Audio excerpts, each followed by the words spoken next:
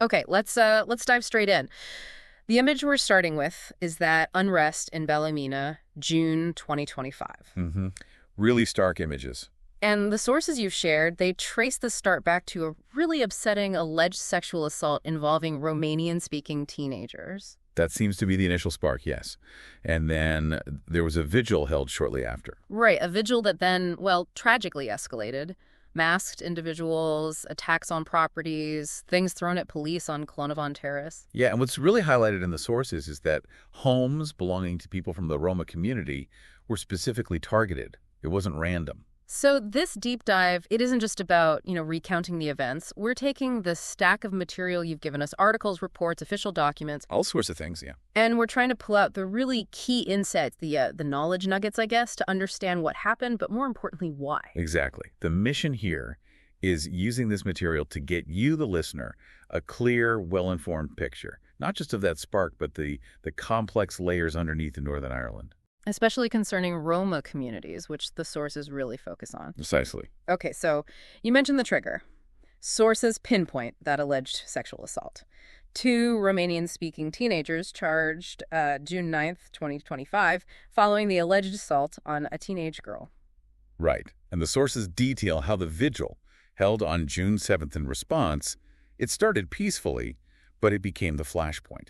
How so? What happened? Well, according to the material, a group seems to have splintered off. They were masked, and they turned to attacking properties and the police, using bricks, fireworks, even petrol bombs were mentioned. Wow. So it shows how quickly things can escalate when tensions are already high, doesn't it? Exactly. Yeah. And that's the crucial point the sources make. This wasn't just a spontaneous reaction to one incident. Right. They talk about this complex web of deep-seated factors, an environment that was already ripe for unrest. Yeah, that's a good way to put it. What the sources collectively reveal is a kind of perfect storm brewing. A perfect storm. How Sure. so? Well, you've got historical identity issues layering on to current political frustrations, and then amplified by disinformation, apparently deliberately spread.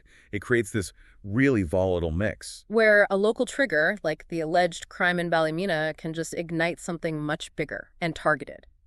Precisely. Okay, that framing makes a lot of sense. So let's unpack some of those layers the sources identify. They start with something pretty explicit.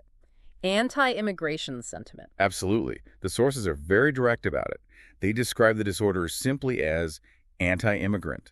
Local media quoted reflect that too. And Ballymena itself described as a tinderbox. Yeah, a tinderbox ready to explode due to what the sources call long-running tensions, specifically with the Roma community. And as you said, the targeting of Roma homes underlines that specific focus. It wasn't accidental. No, the material suggests it was quite specific. And flowing from that anti-immigrant sentiment, the sources also talk about this deep frustration among some locals, a feeling of, betrayal by politicians. Mm-hmm. Particularly around border controls and migration. The sources capture these quotes like, "We just can't take it anymore." A sense that their votes on migration weren't being heard or acted on? Exactly that feeling. And this frustration, the sources suggest, it's linked to a perceived lack of government leadership on these issues. Creating what one source called an explosive mix. Yeah, so especially when combined with that feeling some communities have of being left behind, ignored by the establishment. The sources also point a finger, quite squarely actually, at disinformation and political rhetoric. They really do. Stating that the violence is fueled by racist hatred, which is actively stoked by disinformation on social media. And amplified by politicians. Yes, amplified by politicians who, according to these sources, irresponsibly conflate immigration with crime and social issues. Do they give examples? They do.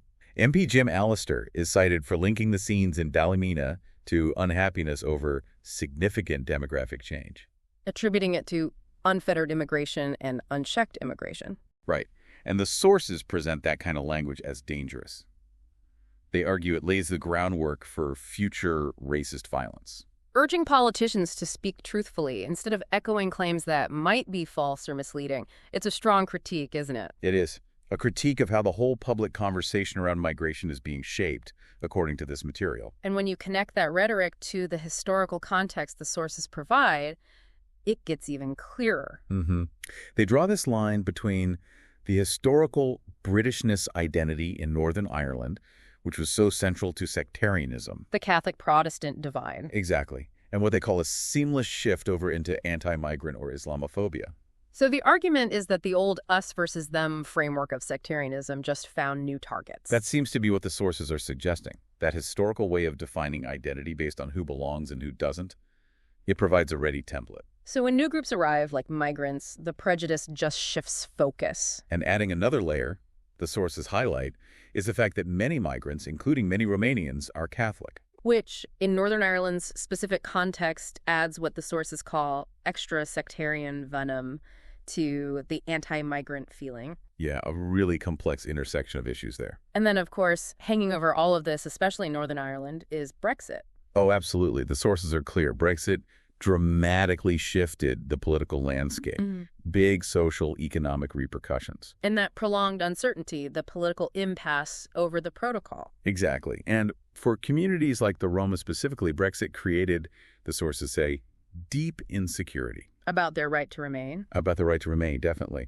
But also the potential loss of EU funding that used to support integration projects. And huge difficulties navigating the EU settlement scheme.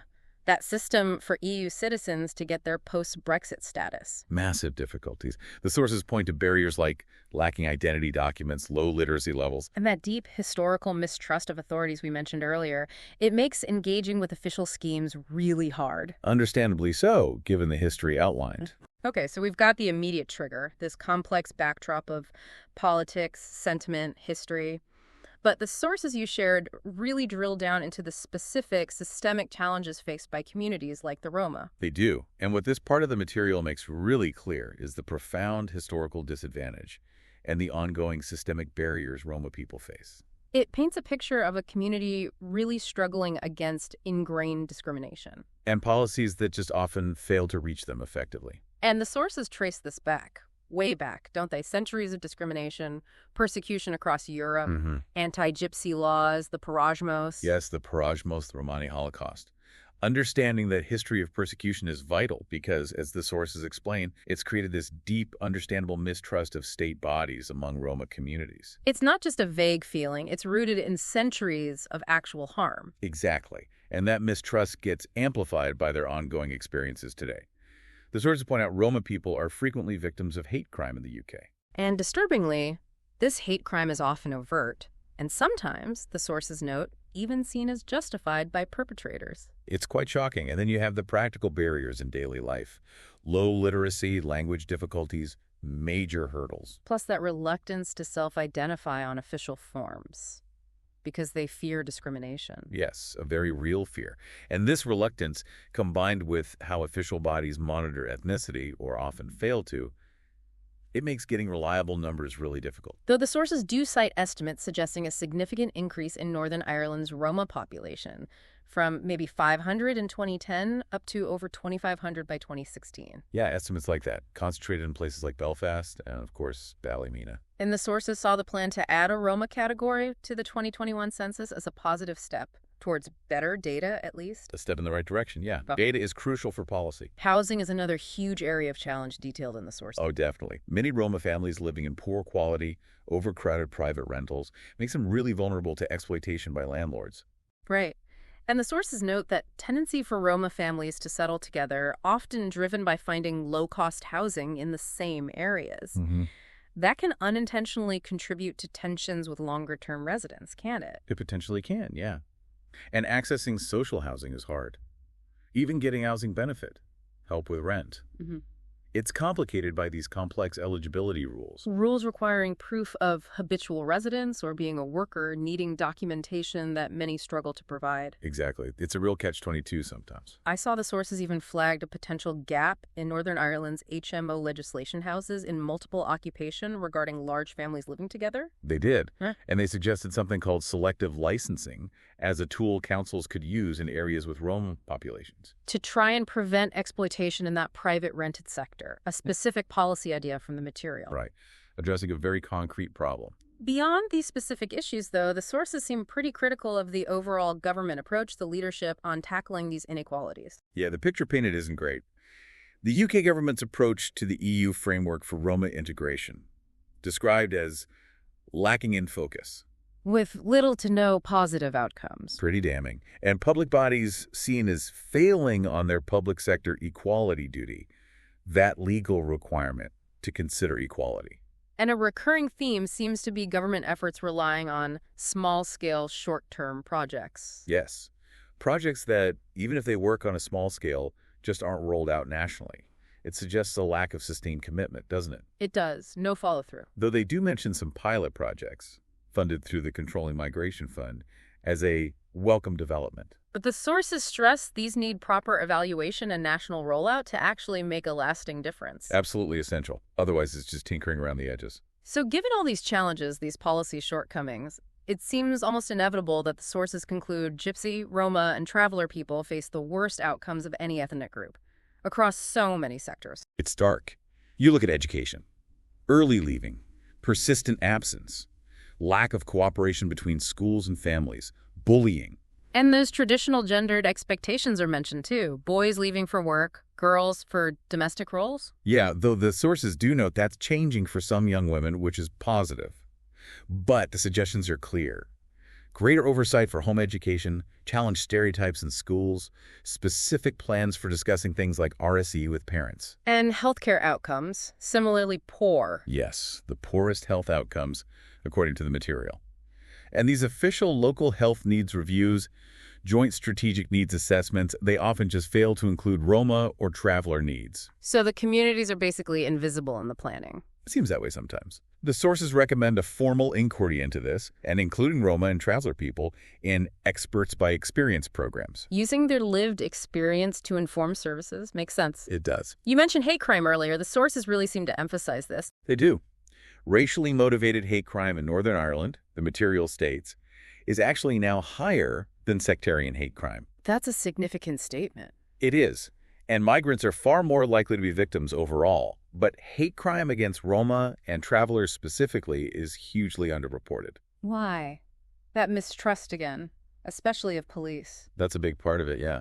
Plus difficulties using reporting systems. They mentioned the True Vision website, the online tool, being word-heavy. Making it hard for people with low literacy. Exactly. So recommendations include more physical reporting sites, training community groups to help people report, practical steps. The sources also touch on the very difficult topic of violence against women and girls within these communities. Yes, presenting it as a serious, long-standing problem, particularly in Gypsy and traveler communities. Estimates cited suggest high prevalence. And they discuss cultural factors like gender roles, maybe lack of consent awareness in some contexts. They mention factors like that discussed in the material, yes. And older sons sometimes taking head of household roles. It highlights the immense challenges women face leaving abusive relationships, ostracization, needing to relocate completely. And Roma women fleeing abuse might face extra barriers related to their migration status, welfare rights, threats of removal. Similar barriers to other EU migrants in that situation, the sources suggest. They recommend dedicated support contacts, specific programs on consent, and healthy relationships tailored for these communities. This all seems to connect back to a broader issue the sources identify: stereotyping and mistrust from public service providers themselves. That's a really key point they make. Instances where providers stereotype whole communities, linking ethnicity to problems in ways they wouldn't for others. There was that example of a police unit linking Gypsy traveler ethnicity to organized crime. Yes, despite admitting they didn't actually collect ethnicity data on crime, and using language the sources called problematic. Which the sources see as a failure to foster good relations. A fundamental failure. They recommend senior leaders get trained in that public sector equality duty and that public bodies have internal community champions. It's a really tough picture overall, but the sources you provided also made a point about the contribution of migrants, didn't they? Amnesty International was cited. Yes, and it's an important counterpoint to include. Amnesty, as cited, highlights migrant workers are vital in sustaining essential public services, like hospitals and care. A call to protect their rights and recognize their contributions. Exactly. Recognize, thank, and celebrate them is the quote used. A necessary reminder of the positive side amidst all these challenges. So pulling all these threads together, you really see how that immediate trigger in Ballymena, the alleged crime, wasn't isolated at all. Not at all. According to these sources, it intersected with this incredibly complex set of underlying factors we've discussed. The anti-immigration sentiment, the political frustrations locals describe, the historical identity stuff, the sectarian undertones. the huge socioeconomic challenges for communities like the Roma and the documented failures in government action and integration strategies. Exactly. All these factors described in the material you shared created those volatile conditions, the perfect storm we talked about. Allowed for that severe unrest. It's not one single cause. No, it's a confluence, an intersection of many interconnected issues. The sources paint this cycle, really. Discrimination, mistrust, lack of access. It all perpetuates poor outcomes and fuels tensions. It's a challenging, multi-layered situation. Diving into this material has certainly made it clearer, if not simpler. Definitely not simpler. And it really leaves you, the listener, with a significant question, doesn't it? Based on this long history of, well, failed policy and persistent inequality documented here. What does it actually take for government strategies, for society maybe, to move beyond these small short-term projects, to genuinely build trust, tackle the systemic issues, and get sustained positive outcomes? Not just for marginalized communities, but for everyone. For everyone.